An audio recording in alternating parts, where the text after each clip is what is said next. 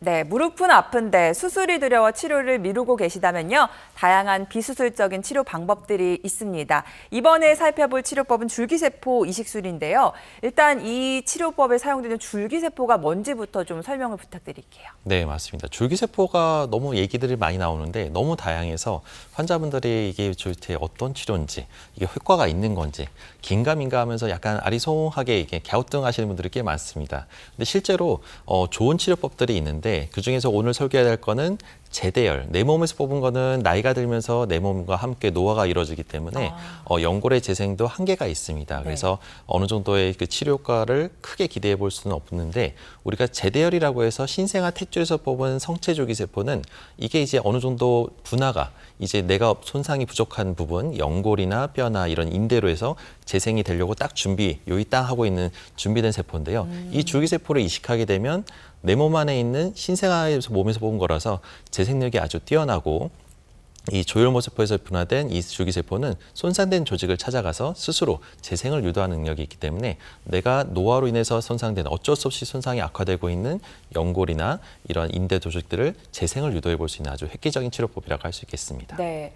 우리 아이들 다쳤을 때 아기들 조금만 다쳐도 금방 회복하는 놀라운 재생력 보이잖아요. 그런 부분을 한번 생각해 보시면 좋을 것 같고 또 줄기세포 이식술이 손상된 연골을 재생시키는 역할을 하는데 그 회복되어가는 과정의 모습도 한번 보여주시죠. 네, 아무래도 백문이불여일견이라고 해서 그림을 보게 되면 우리가 원래는 관절 안에 연골이라는 부분은 왼쪽 사진처럼 하얀 연골을 덮여 있어야 하는데 가운데가 노랗게 아이고. 뻥 뚫려 있는 게 뼈가 드러난 겁니다. 네. 우리가 3mm밖에 안 되는 아주 얇은 연골 두께이기 때문에 이렇게 쉽게 뼈가 다 드러날 수가 있는데요. 이런 부분들이 막상 탁 디디게 되면 아이쿠 하면서 시큰거리면서 아주 심한 통증을 유발하기 때문에 계단을 오르거나 앉았다 일어날 때 아주 극심한 통증을 유발하게 됩니다. 그런데 여기에 이제 마치 뭔가 새로운 이제 우리가 아스팔트 길에 구멍 난 데다가 이제 아스팔트 새로 깔듯이 줄기세포를 도포해서 네. 이렇게 주사기로 해가지고 꽉 도포하게 되면 이 줄기세포가 이제 덮어진 게 결과적으로는 시술 후에 1년 뒤에 자라서 이제 저런 식으로 하얗게 기존의 연골보다 더 하얗게 해서 완전히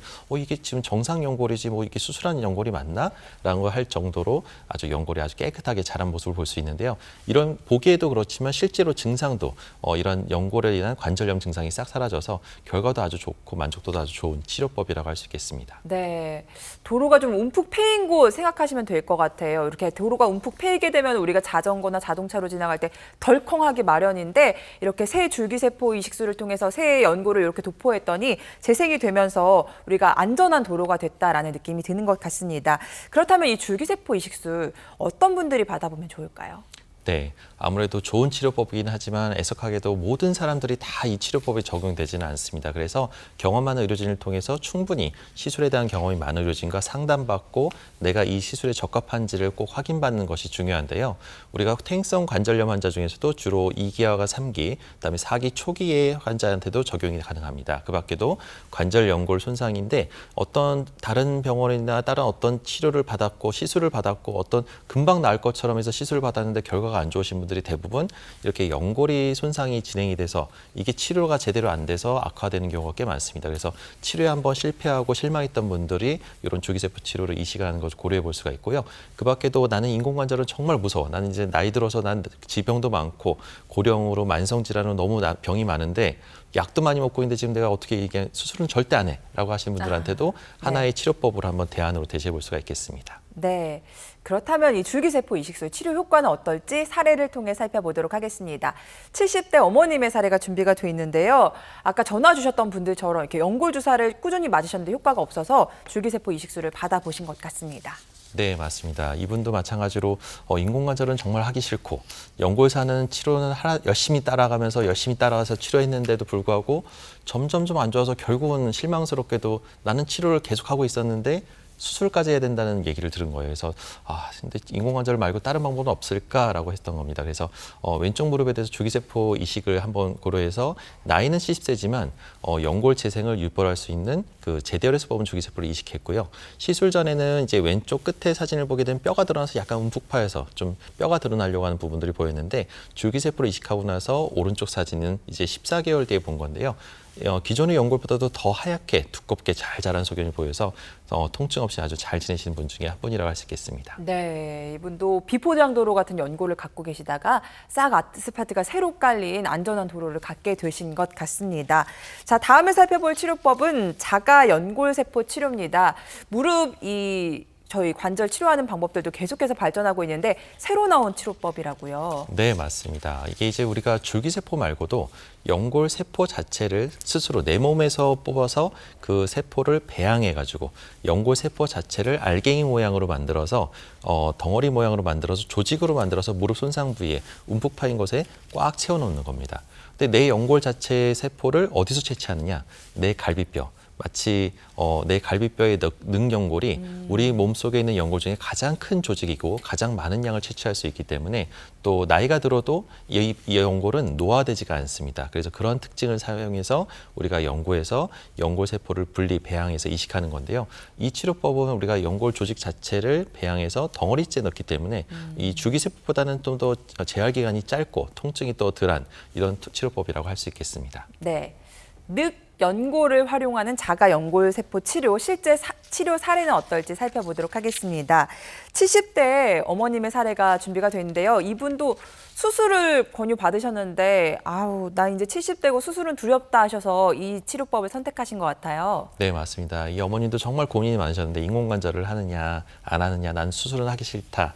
옆에 분들은 또 수술했다가 또 5, 6개월 엄청 고생했으니까 넌 절대 하지 마라. 그래서 인공관절 말고 다른 치료법은 없을까라고 고민을 엄청 많이 하셨던 어머님 중에 한 분인데 이제 내 능연골을 사용해서 연골세포를 우리가 이제 인공관절이라는 것은 뼈를 깎고 새로운 관절이 들어가다 보니까 통증이 아주 심하고 피가 날 수 있고 또 그런 통증 때문에 또 다른 합병증이 생길 수가 있어서 이분은 이제 연골세포 손상된 조직만 도포해서 연골세포를 새로 이식하는 그런 자가 연골세포 이식을 시행을 했습니다. 그래서 결과적으로 왼쪽 사진처럼 이제 뼈가 드러나서 연골이 막 떨어져 나가면서 심각한 관절염 형상을 보이고 있었는데 능연골을 배양하면서 오른쪽 사진처럼 새로운 연골로 잘 자란 소견을 볼 수가 있겠습니다. 네, 이렇게 자가 연골세포 치료 사례까지 살펴봤습니다. 무릎 못지않게 또 통증이 잘 찾아오는 곳이 어깨인데요. 옷을 갈아입기 힘들 정도로 통증이 찾아오신 분들, 그 통증 때문에 밤잠도 못 이루고 계시다면요. 더 이상 방치하지 마시고 꼭 저희 쪽으로 문의 주시기 바랍니다. 저희가 참여 방법 안내해드리고 여러분들의 고민 해결 도와드리도록 하겠습니다. 네, 생방송 건강콜센터 지금 시각은 5시를 향해 달려가고 있습니다. 다시 한번 여러분들의 문의 전화 받아보겠습니다. 여보세요? 네. 안녕하세요. 네, 안녕하세요. 네, 어머님 연세는 어떻게 되실까요? 68세요. 60대 후반이시고 어디가 불편하신지 양혁재 원장님 나와 계시니까요. 한번 통화 부탁드립니다. 네, 안녕하세요, 어머님. 네. 안녕하세요. 네, 어디가 많이 불편하세요? 왼쪽 무릎이요. 왼쪽 무릎이요. 이게 치료를 어떻게 하셨나요, 왼쪽 무릎은? 저기 지금 수술날을 받아놓고 있는데요. 아, 수술하기로 날짜를 잡아놨었어요? 네, 네, 네. 근데 연골이 가운데는 멀쩡한데 네. 양쪽 가해로 찔렸다 그러더라고요. 양쪽 가해가 가해로. 찢어졌어. 예. 네. 그래가지고 저는 그 긁어내는 수술 네. 그걸 한다고 그래갖고 아, 긁어내는 수술이요. 그러면은 예, 그거 구멍 뻥뻥뻥 뚫어가지고 네, 내시경으로 해서 네. 네. 그거 긁어내고 물도 조금 찼대요. 네. 그래서 물도 좀 빼내고 이제 그런 시술을 한다 그래갖고 네. 6월 5일날 지금 예정이세요? 받아놨거든요. 어머님, 근데 증상이 뭐가 제일 불편하세요, 어머님? 아우 막 걸을 때요. 네. 뒤에 오금다리도 그렇고 앞에 무릎도 그렇고 막 시큰시큰하면서 막 뭐가 막 바늘로 막 찔려놓은 것 같고 아이고, 막 그렇죠. 갑자기 막 찌릿하고 또 찌릿한 통증이요. 예. 그게 이제 앉았다 일어나거나 계단 내려갈 땐 더 심하시고. 예. 그죠? 근데 어머님 지금 이제 가만히 들어보면은 저는 뭐 수술한다고 해서 또 혹시 인공관절을 하시나라는 생각을 했는데 아마 인공관절 할 정도로 이제 연골이 많이 다르시지는 않으신 것 같아요. 예. 그런데 가운데 연골은 좋대요. 예, 가운데 연골은 괜찮고 가장자리 끝에만 안 좋고 혹시 다리가 뭐 심하게 O자형 다리거나 X자형 다리로 휘어졌다는 O자. 느낌은 O자형 다리로 좀 O자. 휘어졌어요? 예. 변형도 네. 오셨고.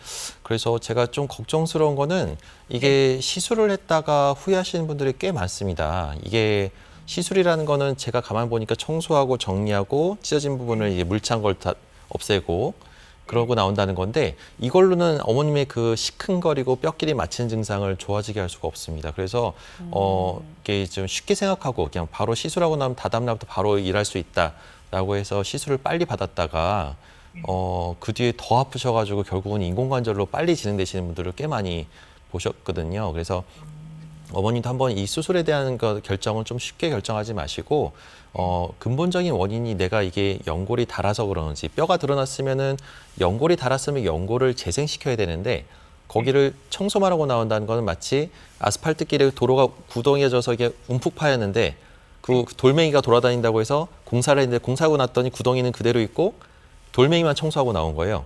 그거는 공사가 제대로 된 게 아니죠, 어머님. 그러니까 증상이 좋아질 수가 없어요. 이거는 그것만 가지고는 좋아질 수가 없고 거기를 메꿔줄 수 있는 어떤 이식 시술이나 채워줄 수 있는 뭔가 어떤 시술을 해야 됩니다.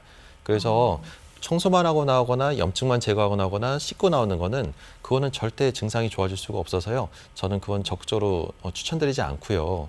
되도록이면은 차라리 증상이 심하지 않다면 비술적인 치료로 재생을 유도할 수 있는 여러 가지 주사요법들이 많이 있기 때문에 주사를 충분히 해보다가 그래도 정 안 되면 다음에는 뭐 줄기세포를 이식하는 수술이나 아니면 뭐 인공관절이 이런 것 쪽으로 고려하더라도 일단은 너무 섣불리 수술을 빨리 결정하지는 않으시는 게 좋을 것 같습니다.